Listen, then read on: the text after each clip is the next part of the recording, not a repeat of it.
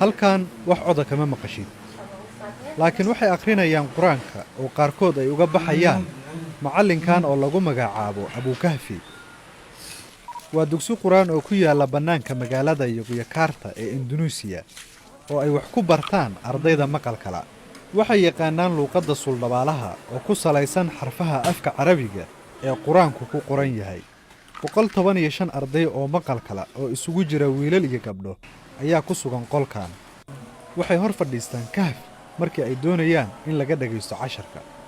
aayad markii uu si sax ah uga baxo waxaa la siiyaa salaan 5 farood ah. riyada ay wadaagaan ayaa ah inay noqdaan xaafidiin quraanka kariimka ah. Dari Tangerang, saya umur 13. waxaan ka imid magaalada Tangerang. waxaan dugsigaan u imid inaan quraanka dusha ka xifdiyo. waxaan rabaa inaan noqdo macallin dadka quraanka bar. Saya ingin jadi ustaz, mengajarkan anak-anak Al-Qur'an.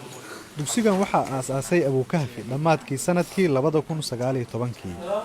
48 jirkan ayaa la kulmay dad maqalka naafa ka ah isagoo ogaaday inay suurtagal u ahayn inay xaadiraan dugsiyada quraanka.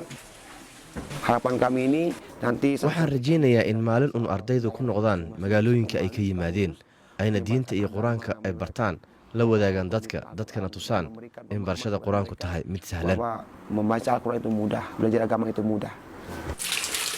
barashada quraanka waxay ka mid tahay dhaqamada aasaasiga ah ee Indonesia.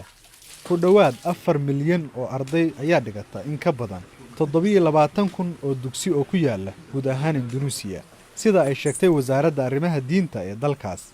laakiin dugsiyo farakuturis ah ayaa quraanka bara ardayda maqalkala gudaha waddankan oo aqlabiyadda dadkiisu yihiin muslimiinta.